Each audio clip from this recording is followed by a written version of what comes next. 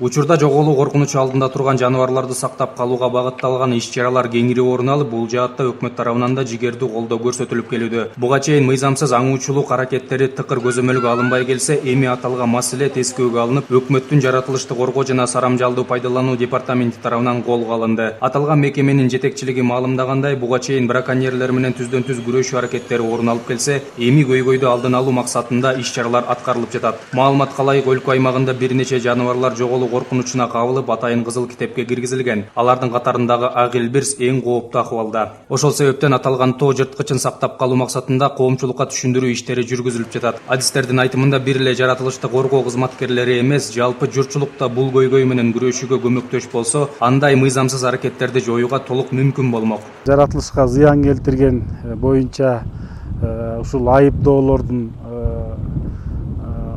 баасы кыйла көбөйтүлгөн. Айта кетсек, ушул ак илбирске 500 000 коюлган, аркар кулжага 400 000, аюуга 400 000, тоо текеге 55 000 ушундай айып коюлган. Бүгүнкү күндө биз дагы ушул агенттик тарабынан ушул долбоорго өзгөртүү киргизилип, ушул айыптар дагы 2-3 эсеге көбөйтүлдү да. Жаратылышты коргоо департаменти менен бирдикте Пантера коомдук фонду да 2 жылдан бери иш алып барып, аталган убакыт аралыгында коомчулукка бир топ түшүндүрүү иштерин жүргүзүү менен катар, фонддун алып барган ишинин жүрүшүндө ак илбирстин жүрүм-туруму илимий изилдөөгө алынып, анын жаратылыштагы абалы да көзөмөлдөнүүдө. Негизги алып барып аткан иштерибиз баардык Кыргызстан боюнча ушул жапайы жаныбарларды коргоо, эң башкысы илбирсти коргоо болуп эсептелет. Илбирстин жеп аткан ошол тамагын коргоо деп, андан башка сырткары кийик жана башка жаныбарларды коргоо менен иш алып барабыз да.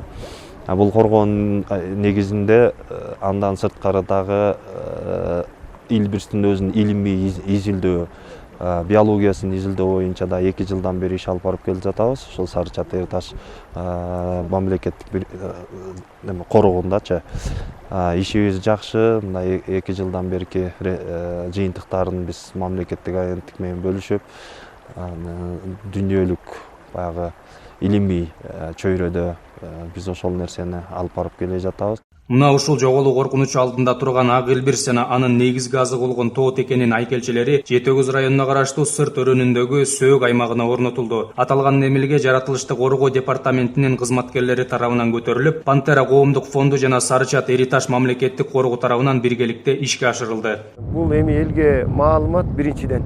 Экинчиден бул туризмге дагы эң чоң салымын кошот деген ойдомун.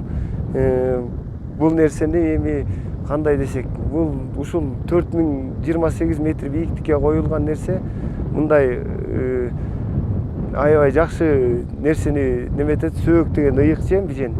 Ошого атайын ушул демилгелеп, ушуну баягы биздин өзүбүздүн чоңдордун демилгемди колдоп, анан ушуну ишке ашырдык. Айта кетсек, ак илбирстер сейрек кездешүүчү жаныбарлардын катарына кирет. Аларды Орусиянын айрым чөлкөмдөрүндө жана Кыргызстандын тоолуу аймактарында да кезиктирүүгө болот. Расмий маалыматтар боюнча дүйнөдө ак илбирстердин жалпы саны 3000 тегерегинде гана болсо, анын 300дөйү Кыргызстанды байырлап келишет. Өкмөттүн 2013 жылы 3-майда кабыл алынган 224-токтомуна ылайык, жоголуу коркунучу алдында турган жапайы жандыктар атайын корукка алынган жана аларга аңууга чыгууга тыюу салынат. Адилет Иманов, Данияр Акунов, Нурлан Чойбеков, Ысык Көл жаңылыктары.